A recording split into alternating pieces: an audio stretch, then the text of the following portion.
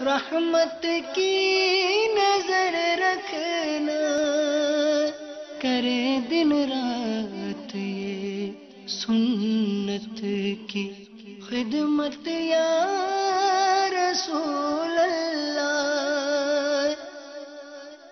الحمدللہ رب العالمین، والصلاة والسلام علی سید المرسلین، اما بعد فاعوذ باللہ من الشیطان الرجیم، بسم اللہ الرحمن الرحیم، الصلاة والسلام علیک یا رسول اللہ وعلى آلك وأصحابك يا حبيب الله، الصلاة والسلام عليك يا نبي الله، وعلى آلك وأصحابك يا نور الله۔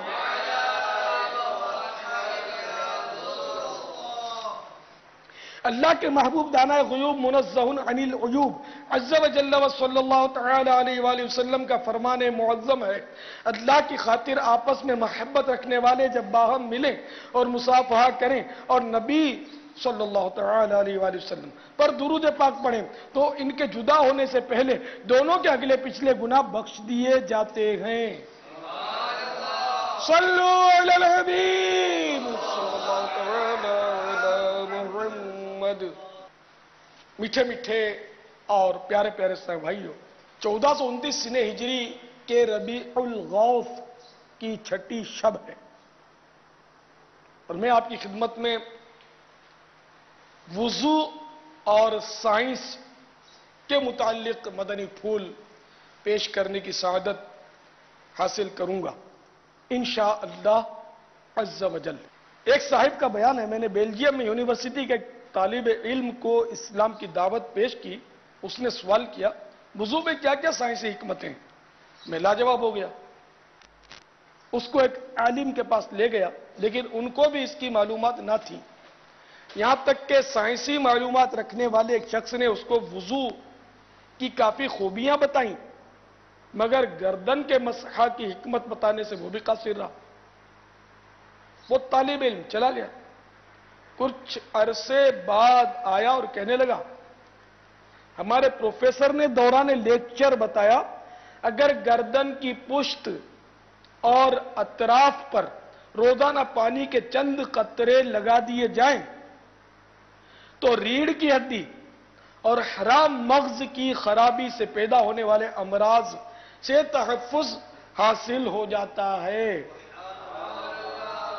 یہ سن کر وضو میں گردن کے مسح کی حکمت میری سمجھ میں آ گئی، لہذا میں مسلمان ہونا چاہتا ہوں۔ چنانچہ وہ مسلمان ہو گیا۔ صلو علی الحبیب صلی اللہ تعالی علی محمد۔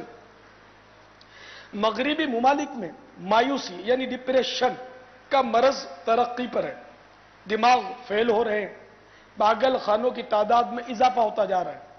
نفسیاتی امراض کے ماہرین یعنی سائیکولوجسٹ کے یہاں مریضوں کا تانتا بندھا رہتا ہے۔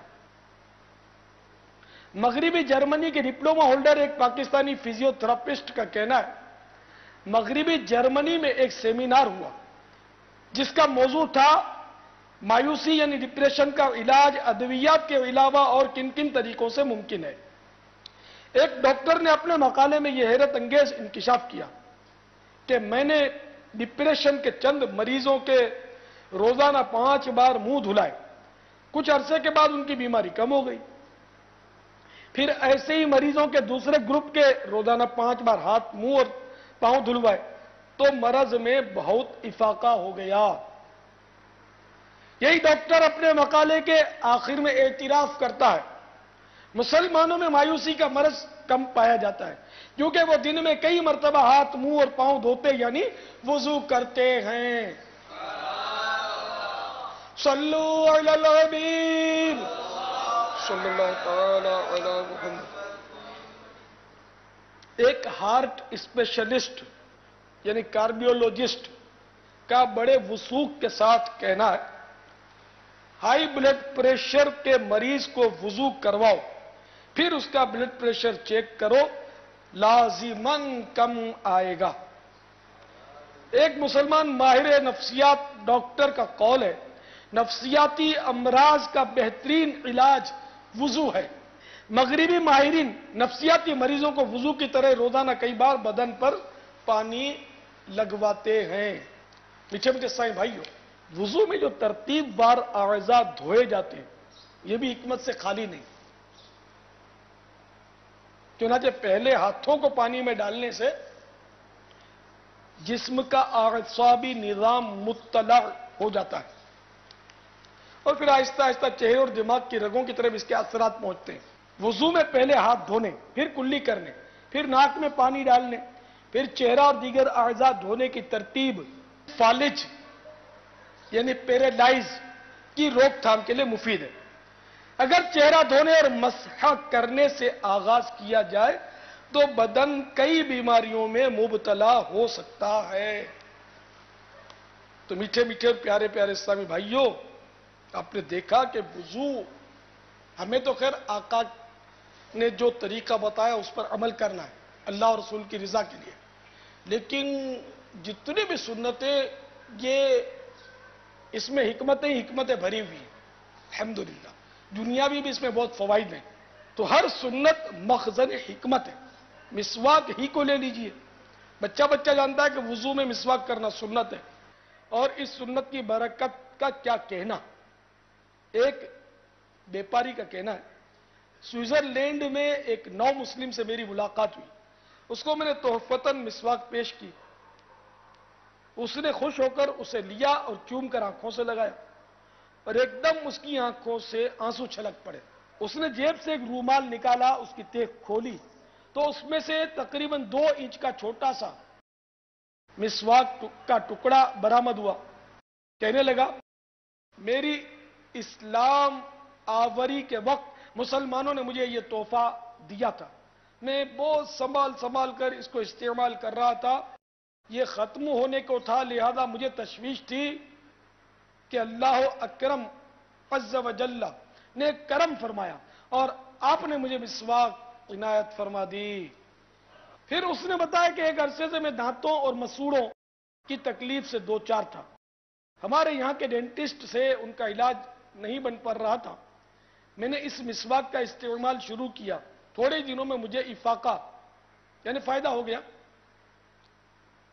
میں ڈاکٹر کے پاس گیا تو وہ حیران رہ گیا اور پوچھنے لگا، میری دوا سے اتنی جلدی تمہارا مرض دور نہیں ہو سکتا، سوچو کوئی اور وجہ ہوگی۔ میں نے جب ذہن پر زور دیا تو خیال آیا کہ میں مسلمان ہو چکا ہوں اور یہ ساری بہاریں مسواک ہی کی ہیں۔ جب میں نے ڈاکٹر کو مسواک دکھائی تو وہ حیرت سے دیکھتا ہی رہ گیا۔ صلو علی الحبیب صلی اللہ تعالی علی محمد۔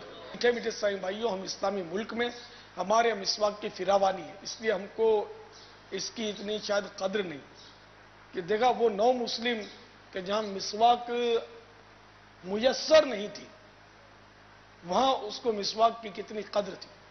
اللہ ہمیں بھی قدر نصیب فرمائے۔ یقیناً مسواک میں بے شمار دینی اور دنیاوی فوائد ہیں، اس میں متعدد کیمیاوی اجزاء ہیں جو دانتوں کو ہر طرح کی بیماری سے بچاتے ہیں۔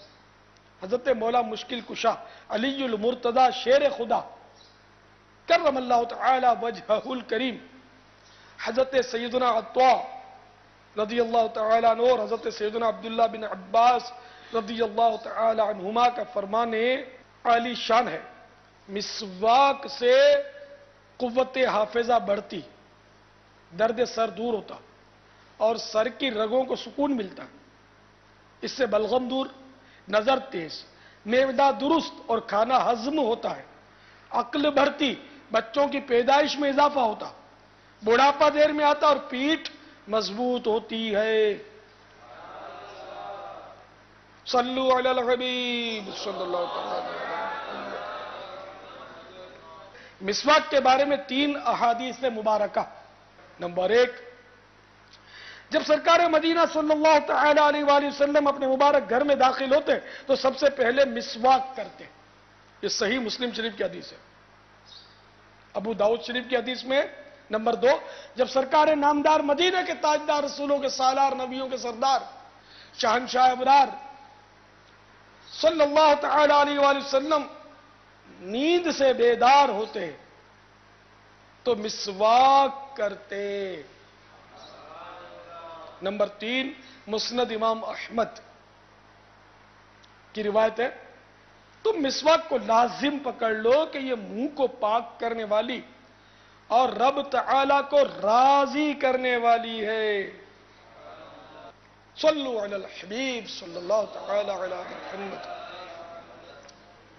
اطباء یعنی طبیبوں کا کہنا ہے بعض اوقات گرمی اور معدے کی تیزابیت سے منہ میں چھالے پڑ جاتے ہیں اور اس مرض سے خاص قسم کے جراثیم منہ میں پھیل جاتے ہیں. اس کے لیے منہ میں تازہ مسواک ملیے اور اس کے لعاب کو کچھ دیر تک منہ کے اندر پھراتے رہیے. اس طرح کئی مریض ٹھیک ہو چکے ہیں. تو مسواک میں منہ کے چھالوں کا علاج ہے. اللہ اکبر. جبکہ مسواک تازہ ہو، اور اگر یہ تازہ مسواک کا لعاب منہ میں جو ہے مسواک کرنے کے بعد نگل جائیں گے تو یہ آنکھوں کی روشنی کو تیز کرتا ہے. ماہرین کی تحقیق کے مطابق 80% امراض معدہ اور دانتوں کی خرابی سے پیدا ہوتے ہیں. عموماً دانتوں کی صفائی کا خیال نہ رکھنے کی وجہ سے مسوڑوں میں طرح طرح کے جراثیم پرورش پاتے، پھر معدے میں جاتے اور طرح طرح کے امراض کا سبب بنتے ہیں. یاد رہے، ٹوتھ برش مسواک کا نعمل بدل یعنی الٹرنیٹ نہیں ہے، بلکہ ماہرین نے اعتراف کیا ہے کہ جب برش کو ایک بار استعمال کر لیا جاتا ہے تو اس میں جراثیم کی تیز جم جاتی ہے. پانی سے دھلنے پر بھی وہ جراثیم نہیں جاتے بلکہ وہیں نشو و نما پاتے رہتے ہیں، یعنی ان میں اضافہ ہوتا چلا جاتا ہے. برش کے باعث دانتوں کی اوپری قدرتی چمکیلی تہ اتر جاتی ہے.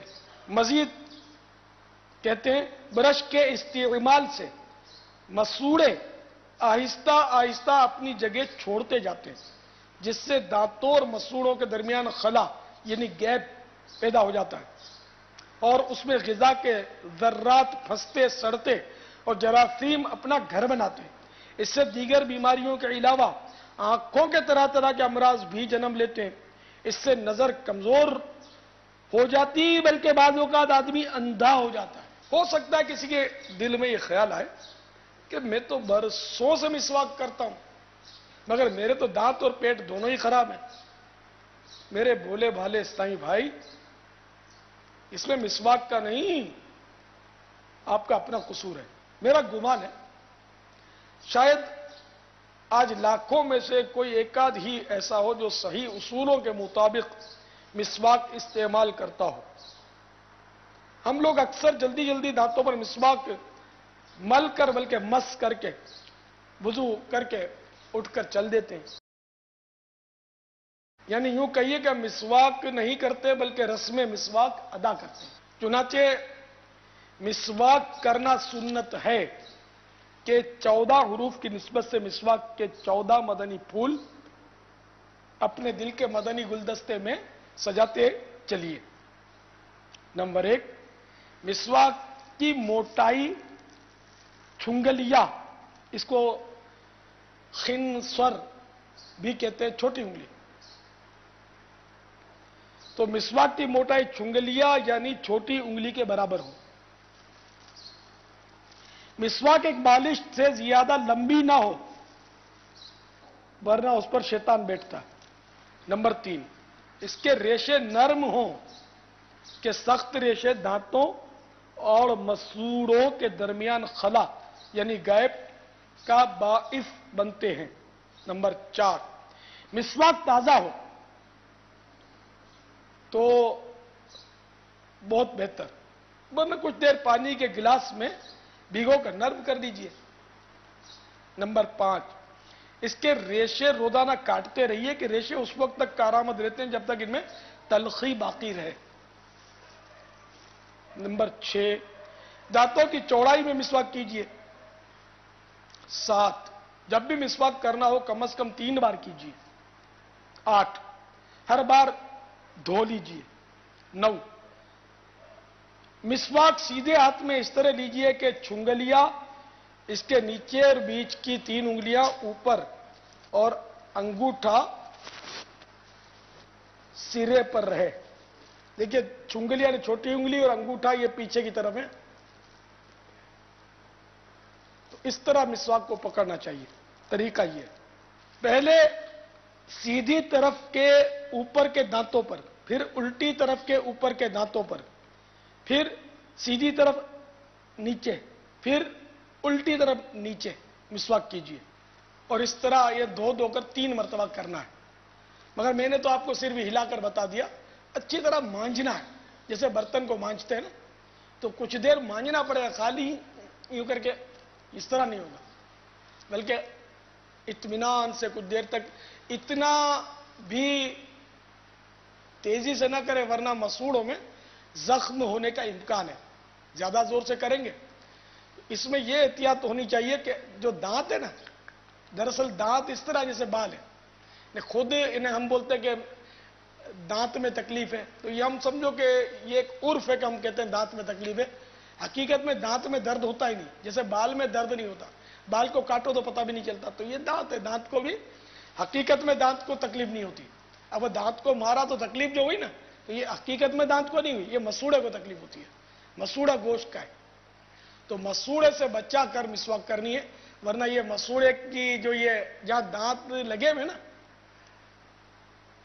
یہ مسوڑے کی گوشت جو نا یہ اوپر اٹھے گا، اس کو اگر آپ یوں بار بار اس کو دھکا لگے گا تو اس طرح دانت پر مسوڑے کی گرفت جو ہے وہ کمزور پڑے گی، تو یہ صرف دانتوں کو رگڑنا ہے، مسوڑے کو رگڑنے میں احتیاط کرنی ہے۔ بے شک تھوڑا بہت مسوڑے کو یہ اس طرح مسوڑوں کو، تاکہ یہ مسوڑے جو نا یہ ان کے دانتوں پر گرفت مضبوط ہو، لیکن جب مسوڑوں پر آپ کریں گے تو اس کو احتیاط کے ساتھ کریں گے کہ زخم نہ ہو جائے۔ اسی طرح پیچھے کے بھی کبھی کبھی، یہ ویسے حکمت کی بات بتا رہا ہوں کہ انگلیوں سے بھی اس طرح مسوڑوں کو مساج کر لینا چاہیے، تو اگر تھوڑا بہت اوپر کو اٹھ بھی گئے ہوں گے تو یہ مسوڑے جو ہیں یہ اپنے دانتوں کو مزید گرفت میں لے لیں گے۔ اب اس میں آپ کو شاید یہ شکایت ہوگی بعضوں کو کہ خون نکل آئے گا۔ اب خون اگر نکل آئے گا تو خون نکلنے کے اسباب میں سے ایک تو یہی ہے کہ مسواک صحیح کرتے نہیں ہیں، دانتوں کی صفائی نہیں کرتے، تو جب دانتوں کی صفائی نہیں کرتے نا تو مسوڑے اور دانتوں کے درمیان غذائی اجزاء جمع ہو جاتے ہیں۔ جب یہ جمع ہو جاتے تو یہ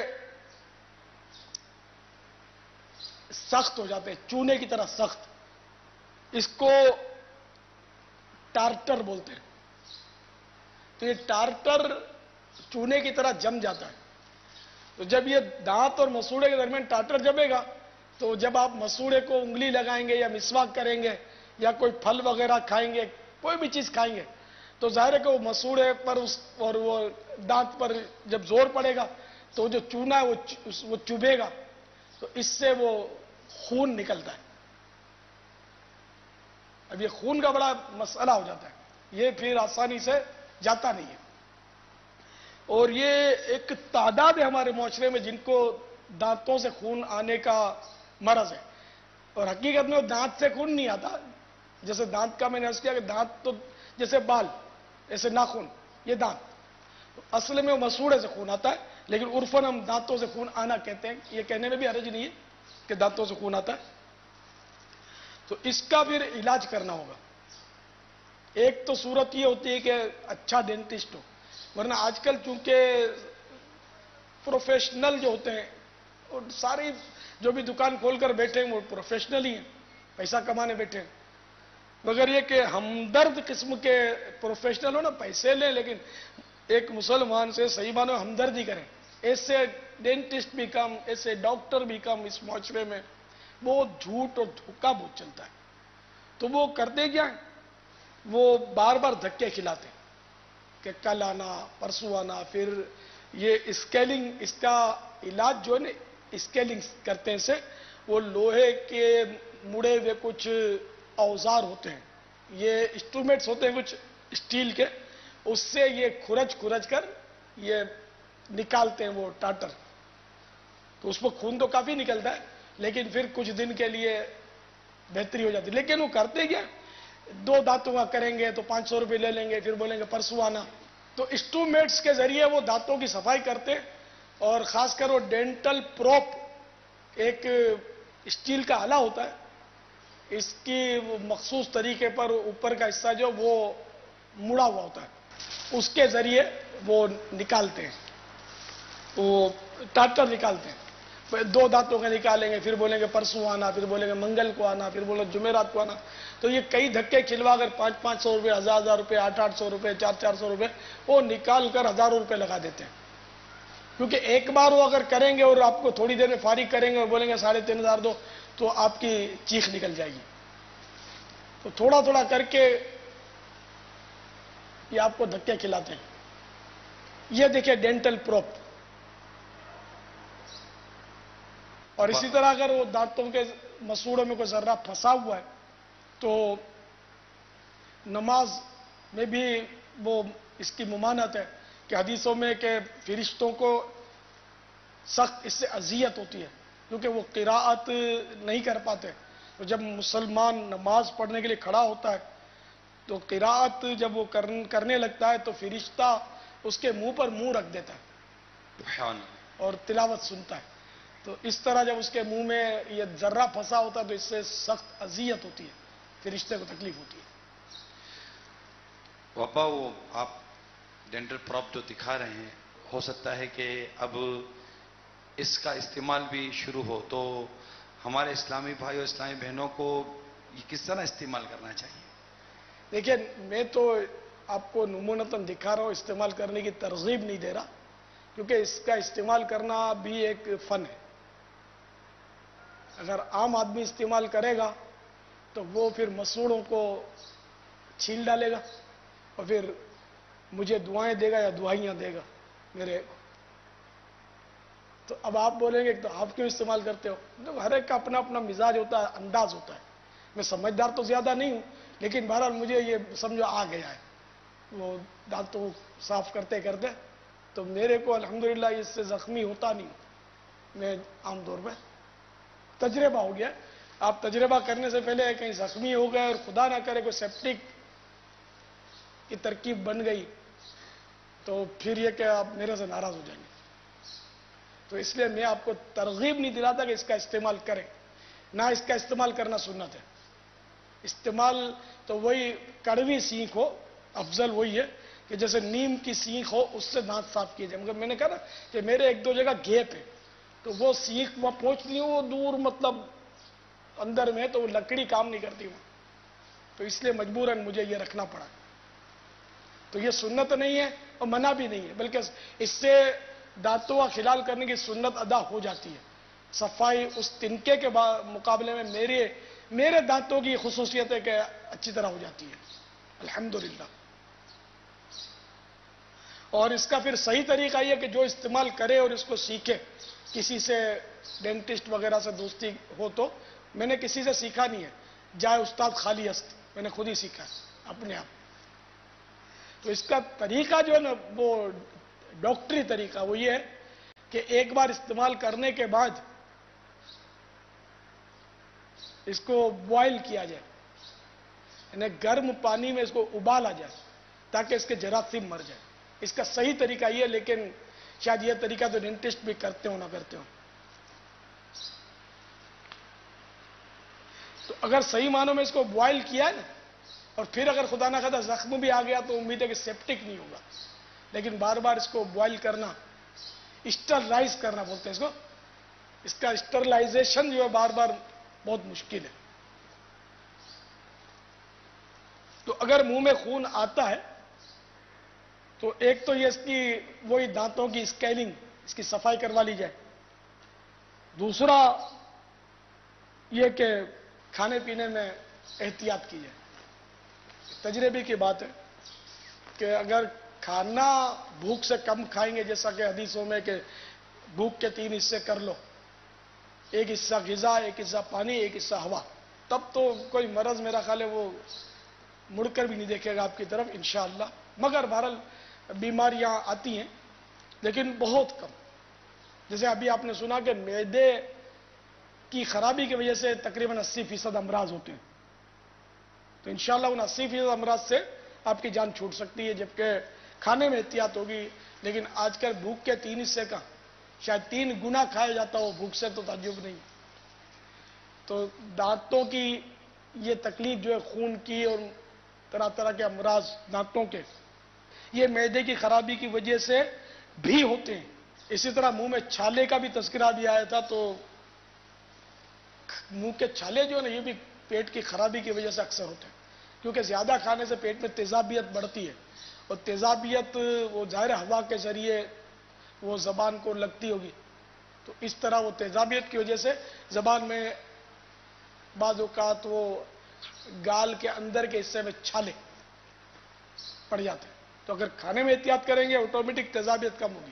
جیسے بعضوں کو سینے میں بہت جلن مچتی ہے، تو اس کو بھی اگر وہ کھانے پر 1-2 بار کم کھائے گا تو نہیں، ارے وہ کھانے پر اگر کنٹرول کر لے گا تو انشاءاللہ عز و جل حیرت انگیز طور پر وہ دیکھے گا کہ اس کی بیماری ایسی دور ہوگی کہ جیسے پہلے کبھی تھی. تجربہ شرط ہے. اگر فائدہ نہ ہو تو مجھے کہنا. دیکھیں طبیب گارنٹی نہیں دیتا، یہ جو لکھا ہوتا ہے کہ مطلب گارنٹی شدہ علاج، تو یہ ظنیات پر ہوتا ہے. میں ویسے آپ کو محبت میں کہہ رہا ہوں کہ آپ دیکھ لیں کہ انشاءاللہ یہ بیماریاں چلی جائیں گی. یعنی انشاءاللہ کے ساتھ اپنی بات کو مقید کیا ہے کہ اللہ چاہے گا تو چلی جائیں گی انشاءاللہ عز و جل. چت لیٹ کر مسواک کرنے سے تلی بڑھ جانے اور اس طرح مٹھی باندھ کر مسواک کرنے سے بواسیر ہو جانے کا اندیشہ ہے. نمبر 13، مسواک وضو کی سنت قبلیہ ہے. البتہ سنت مؤکدہ اسی وقت ہے جبکہ منہ میں بدبو ہو. وضو کرنے سے پہلے جب منہ میں بدبو ہے تو اب سنت مؤکدہ ہے. اور اگر منہ میں بدبو نہیں تو سنت مؤکدہ نہیں ہے، غیر مؤکدہ ہے. اور اس کا تعلق یہ وضو سے پہلے کی سنت ہے، سنت قبلیہ.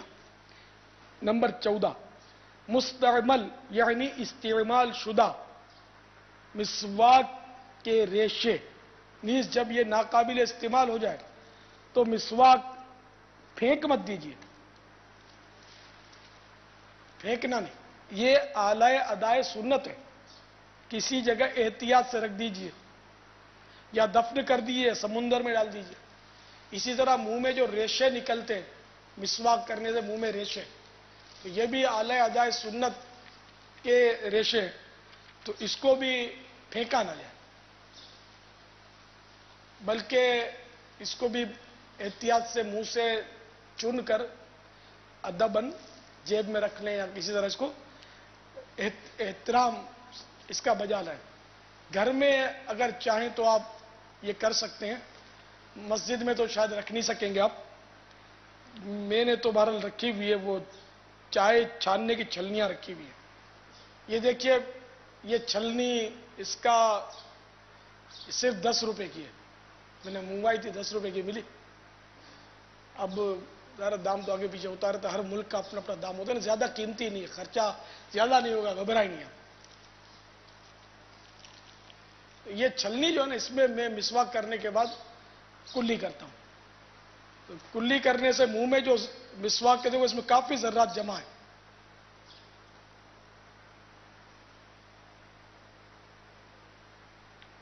پانی چھن کر نکل جاتا ہے، ذرات اس میں رہ جاتے ہیں، ریشے وغیرہ.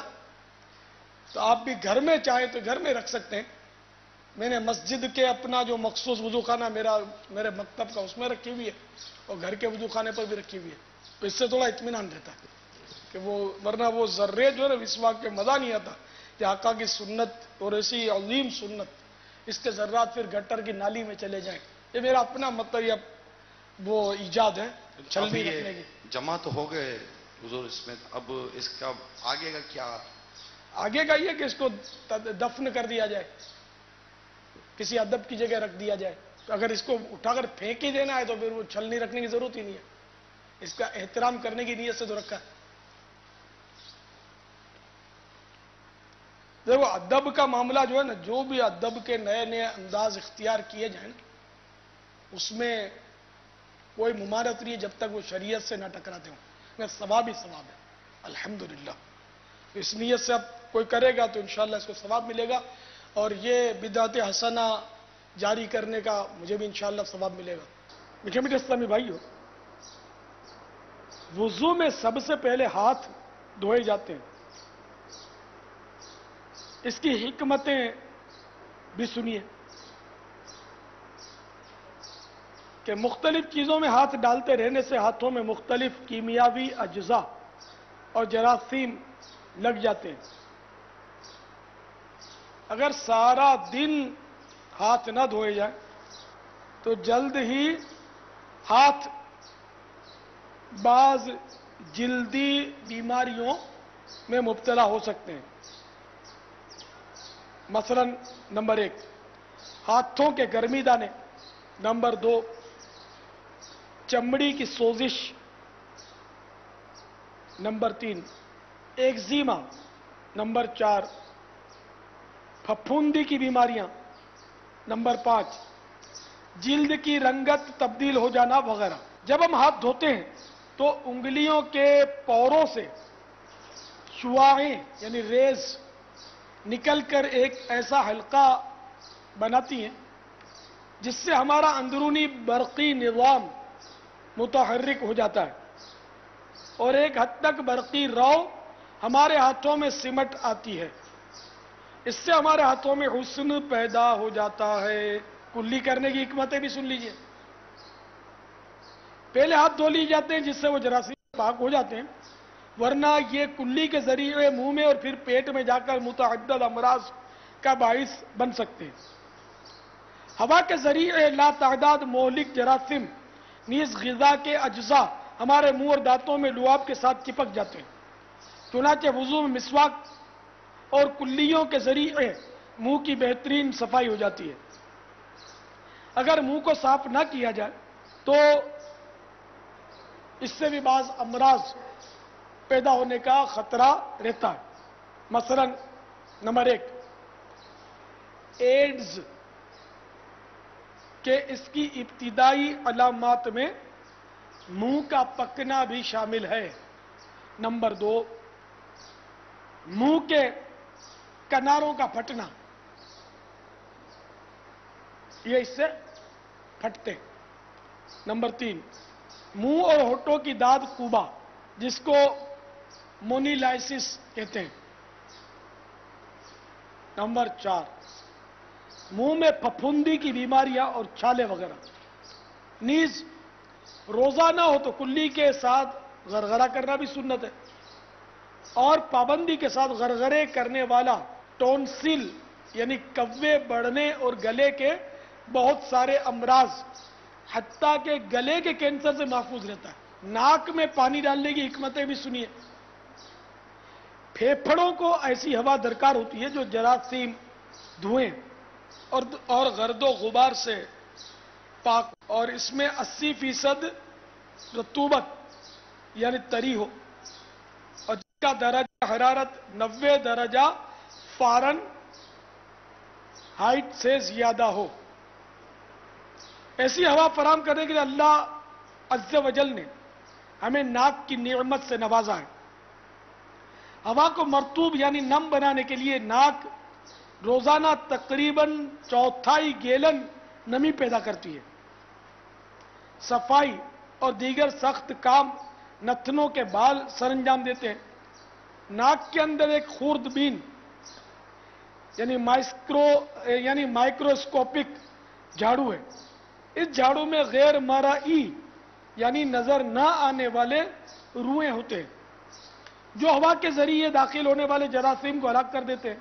نیز ان غیر مرئی روؤں کے ذمے ایک اور دفاعی نظام بھی ہے جسے انگریزی میں ڈیسوزیم کہتے ہیں. ناک اس کے ذریعے سے آنکھوں کو انفیکشن سے محفوظ رکھتی ہے.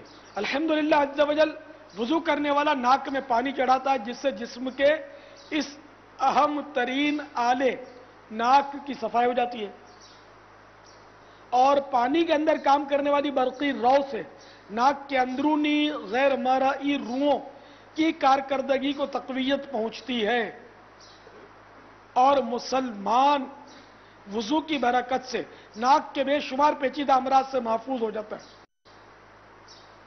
دائمی نزلہ اور ناک کے زخم کے مریضوں کے لیے ناک کا غسل یعنی وضو کی طرح ناک میں پانی چڑھانا بے حد مفید ہے. چہرہ دھونے کی حکمتیں بھی ملاحظہ فرمائیے. آج کل فضاؤں میں دھوئیں وغیرہ کی آلودگیاں بڑھتی جا رہی ہیں. مختلف کیمیاوی مادے، سیسا وغیرہ میل کچیل کی شکل میں آنکھوں اور چہرے وغیرہ پر جمتا رہتا ہے. اگر چہرہ نہ دھویا جائے تو چہرے اور آنکھیں کئی امراض سے دوچار ہو جائیں.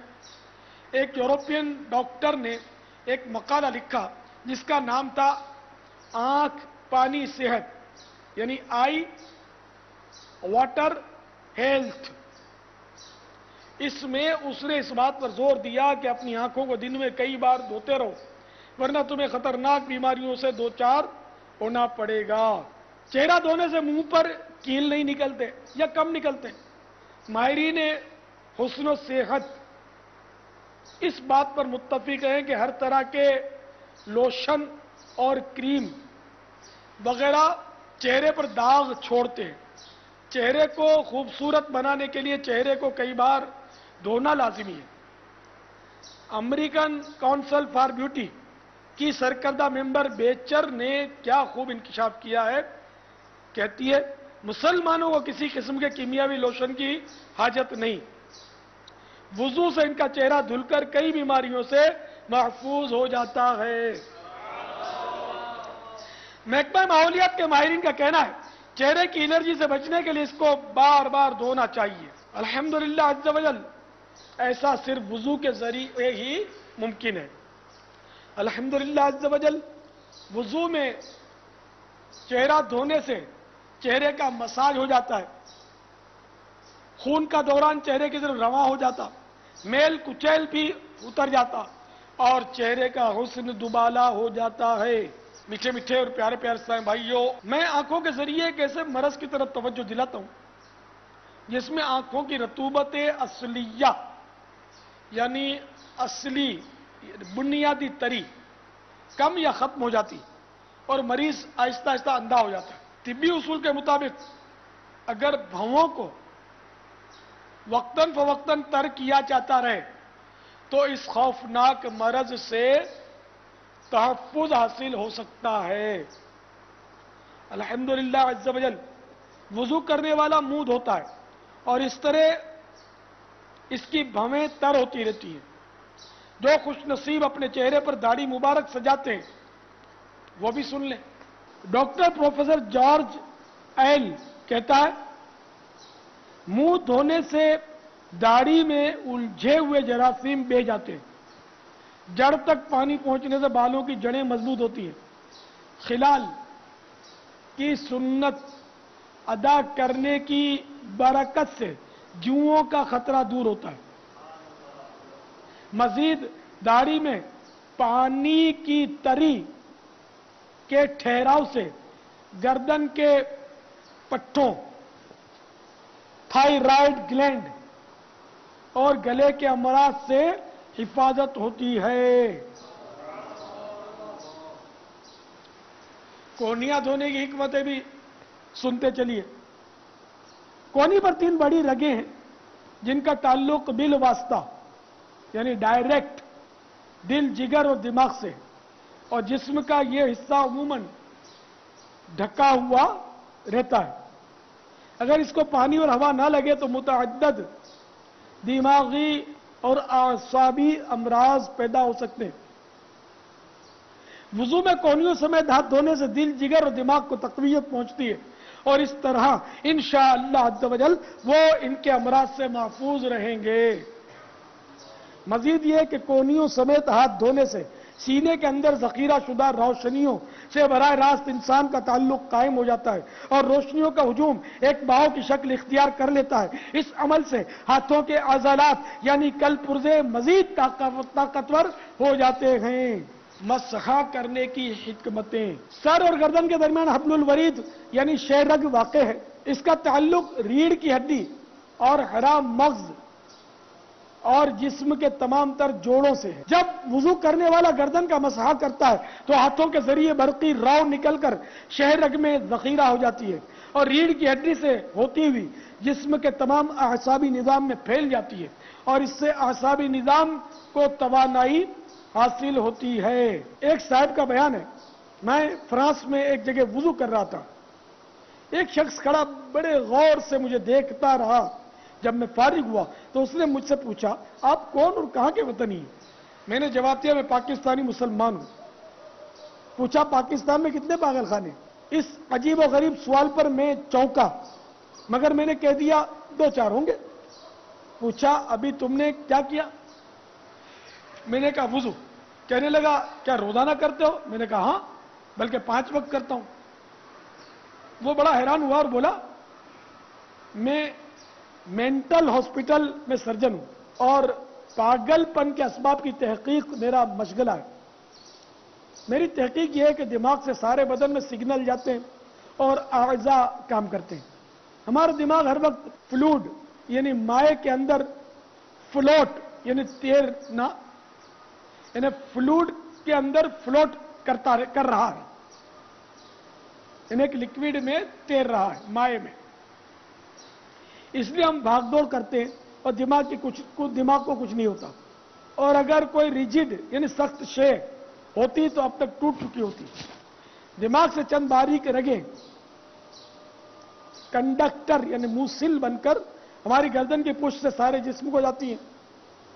اگر بال بہت بڑھا دیے جائیں اور گردن کی پشت کو خشک رکھا جائے تو ان رگوں یعنی کنڈکٹر میں خشکی پیدا ہو جانے کا خطرہ کھڑا ہو جاتا ہے، اور بارہا ایسا بھی ہوتا ہے کہ انسان کا دماغ کام کرنا چھوڑ دیتا ہے اور وہ پاگل ہو جاتا ہے۔ لہذا میں نے سوچا کہ گردن کی پشت کو دن میں 2-4 بار ضرور تر کیا جائے۔ ابھی میں نے دیکھا کہ ہاتھ منہ دھونے کے ساتھ ساتھ گردن کے پیچھے بھی آپ نے کچھ کیا ہے۔ واقعی آپ لوگ پاگل نہیں ہو سکتے۔ مزید یہ کہ مسح کرنے سے لو لگنے اور گردن توڑ بخار سے بھی بچت ہوتی ہے۔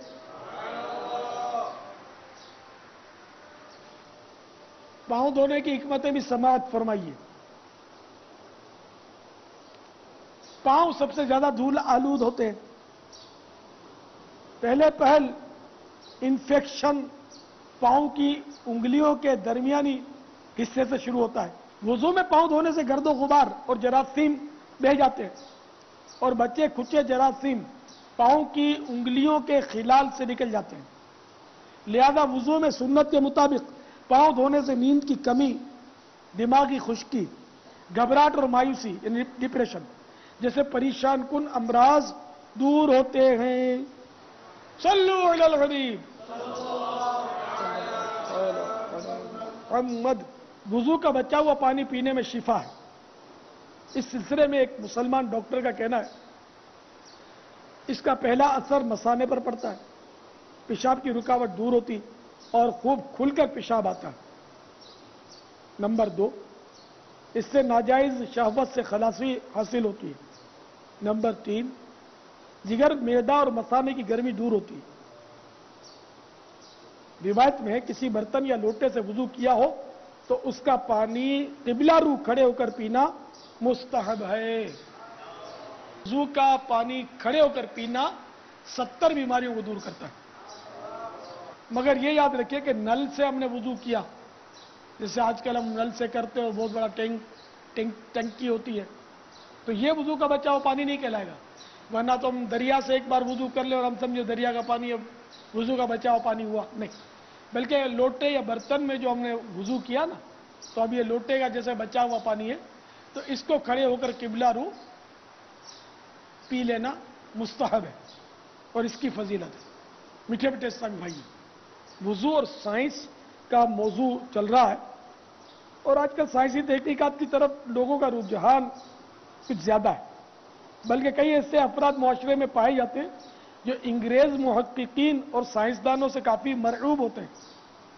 ایسوں کی خدمت میں عرض ہے کہ بہت سارے حقائق ایسے ہیں جن کی تلاش میں سائنسدان آج سر ٹکرا رہے ہیں، اور میرے میٹھے میٹھے آقا مکی مدنی مصطفیٰ صلی اللہ تعالی علیہ وآلہ وسلم ان کو پہلے ہی بیان فرما چکے ہیں۔ دیکھیے، اپنے دعوے کے مطابق سائنسدان اب چاند پر پہنچے، مگر میرے پیارے پیارے مکی مدنی آقا میٹھے میٹھے مصطفیٰ صلی اللہ تعالی علیہ وآلہ وسلم آج سے تقریباً 1450 سال پہلے سفر معراج میں چاند سے بھی وراء الورا یعنی دور سے دور تشریف لے جا چکے ہیں۔ میرے آقا امام اہل سنت عظیم البرکت عظیم المرتبت پروان شمع رسالت مجدد دین و ملت مولانا شاہ احمد رضا خان علیہ رحمت الرحمان کے عرس شریف کے موقع پر دارالعلوم امجدیہ عالمگیر روڈ باب المدینہ میں منعقد ہونے والے ایک مشاعرے میں شرکت کا موقع ملا، جس میں ہدایت بخشش شریف سے یہ مصرع طرح رکھا گیا تھا۔ مصرع طرح رکھا جاتا ہے مشاعرے میں کہ اسی مصرع پر سب لوگ اپنا کلام بیان کریں۔ مصرع طرح یہ تھا: سر وہی سر جو تیرے قدموں پہ قربان گیا۔ تو اس کی بحر پر، اس کے وزن پر اسی کے ردیف اور قافیے کے مطابق شعراء کرام نے اپنا اپنا کلام پیش کیا۔ حضرت صدر الشریعہ مصنف بہار شریعت خلیفہ اعلی حضرت مولانا شاہ محمد امجد علی اعظمی علیہ رحمت اللہ القوی کے شہزادہ گرامی شیخ الحدیث و تفسیر حضرت علامہ عبد المصطفیٰ ازہری رحمت اللہ تعالی علیہ نے اس مشاعرے میں اپنا جو کلام پیش کیا تھا اس کا ایک مطلع سماعت فرمائیے۔ کلام کا جو پہلا شعر ہوتا ہے اس کو مطلع بولتے ہیں، اور اس میں دونوں کے ردیف قافیے ایک سے ہوتے ہیں، اور اگر ردیف قافیے ایک سے دوسرے شعر کے بھی ہوں تو اس کو مطلع ثانی بولتے ہیں۔ پھر مطلع ثالث علی ھذا القیاس، اسی پر قیاس کریں، اور جو آخری شعر ہوتا ہے جس میں شاعر اپنا تخلص استعمال کرتا ہے اس کو مقطع بولتے ہیں۔ مقطع تو مطلع تھا یا مطلع ثانی تھا، بہرحال یہ کہتے ہیں صدقے پہ اب چاند کی انسان گیا، کہتے ہیں صدقے پہ اب چاند کی انسان گیا، عرش اعظم سے ورا طیبہ کا سلطان گیا، عرش اعظم سے ورا طیبہ کا سلطان گیا۔ یعنی صرف دعویٰ کیا جا رہا ہے کہ اب انسان چاند پر پہنچ گیا ہے۔ سچ پوچھو تو چاند تو یہ رہا، بہت قریب ہے۔ میرے میٹھے میٹھے مدینے کے عظمت والے سلطان شہنشاہ زمین و زمان رحمت عالمیان سردار دو جہان صلی اللہ تعالی علیہ وآلہ وسلم معراج کی رات چاند کو بہت پیچھے چھوڑتے ہوئے عرش اعظم سے بھی بہت اوپر تشریف لے گئے۔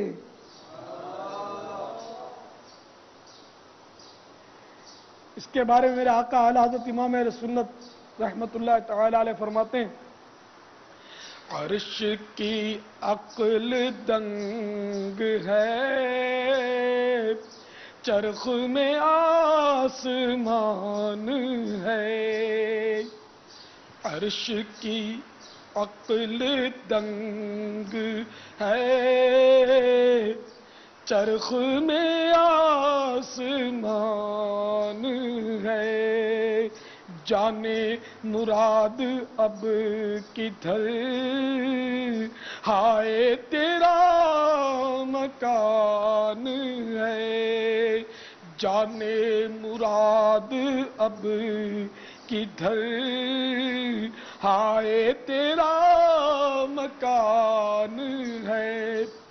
سائنسدانوں نے تو اب چاند کے دھبے ڈکلیئر کیے، تصویریں لے کر کے چاند پر دھبے، اور چاند میں وہ تصویر لے کر انہوں نے مطلب قریب سے جب تصویر لی تو چاند میں وہ جوڑ ان کو نظر آ گیا۔ یہ جوڑ وہ ہے کہ میرے مدنی آقا صلی اللہ تعالی علیہ وآلہ وسلم نے انگلی کا اشارہ کر کے چاند کے دو ٹکڑے کر دیے تھے۔ اور یہ خبر بہت پرانی ہے، اب آپ کو یاد نہیں ہوگی، ہم نے بہت پہلے پڑھی ہے کہ یہ چاند کا جوڑ دیکھ کر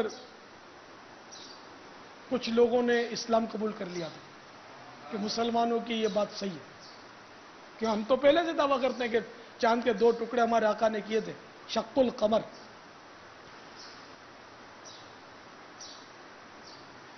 تیری مرضی پا گیا سورج پھرا الٹے قدم، میرے آقا اعلیٰ حضرت فرماتے ہیں تیری مرضی پا گیا سورج پھرا الٹے قدم، تیری انگلی اٹھ گئی ماہ کا کلیجہ چر گیا، ماہ کا کلیجہ چر گیا مہر ہے لیکن چاند ٹکڑے ہو گیا، ماہ مانے چاند، تیری انگلی اٹھ گئی ماہ کا کلیجہ چر گیا۔ پیارے امیر اہل سنت، آپ نے بزرگوں کے اشعار پڑھنے کے ساتھ ساتھ کچھ سائنس کی مثالیں بھی ارشاد فرمائیں، تو کیا سائنسدان جو کہیں وہ ہمیں مان لینا چاہیے؟ سائنسدان کہتے ہیں کہ زمین گھوم رہی ہے، حالانکہ یہ قرآن کے خلاف ہے۔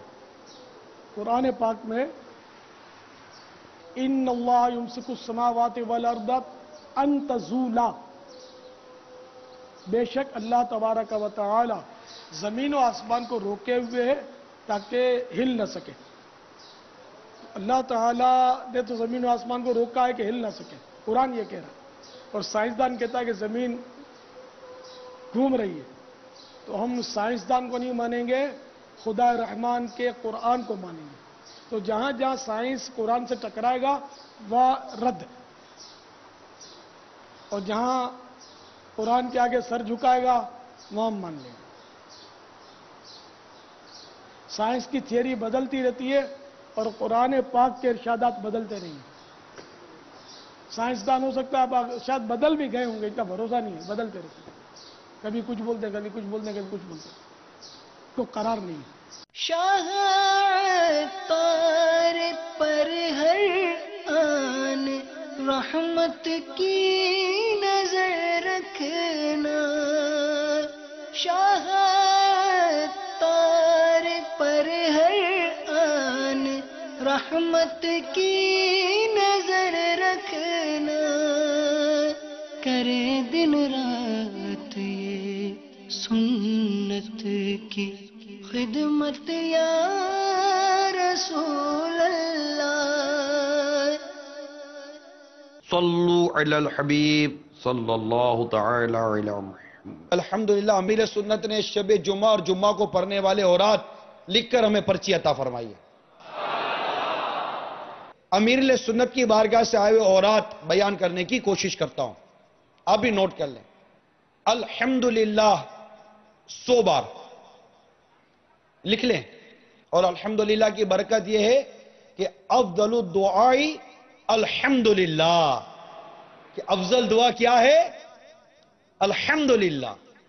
دوسرا ورد لا الہ الا اللہ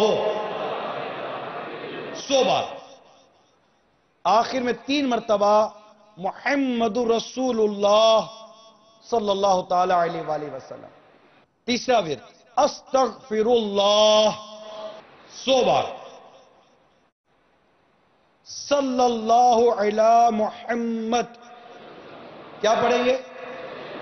صلی اللہ علی محمد، یہ درود خضری بھی کہلاتا ہے اور اس کی تو بڑی برکت ہے، آپ سنتے رہتے ہفتہ وار اجتماع میں، یہ 313 بار،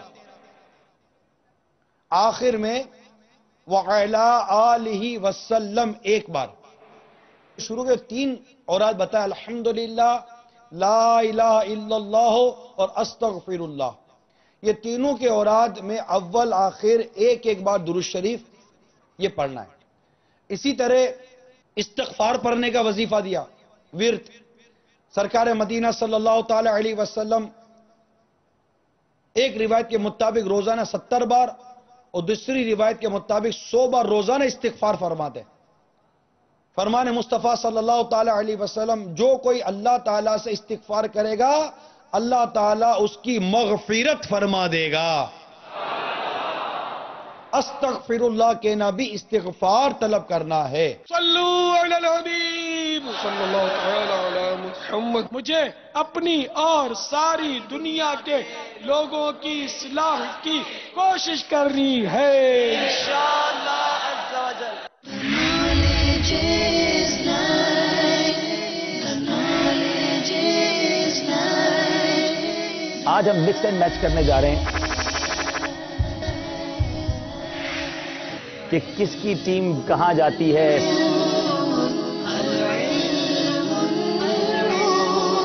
میں سوچ رہا تھا یہ کس سے قرآن دازی کروائی جائے۔ پہلی پرچی آپ اٹھائیں گے۔ علم کا شوق جو رکھتے ہیں وہ آتے ہیں یہاں، باؤل کو مجھے کہا گیا ہلا دیں بھائی، اور ہلا دیتے ہیں۔ یہاں ذہنی مختلف اسلامی بھائی فیصلہ کر رہے ہیں پرچی نکال کے، آزمائش، یہاں گلدستہ بنتا جا رہا ہے۔ زندگی ہے یہ سما، یہ سما۔ صلو علی الحبیب صلی اللہ تعالی علی محمد۔ مجھے اپنی اور ساری دنیا کے لوگوں کی اصلاح کی کوشش کرنی ہے انشاءاللہ۔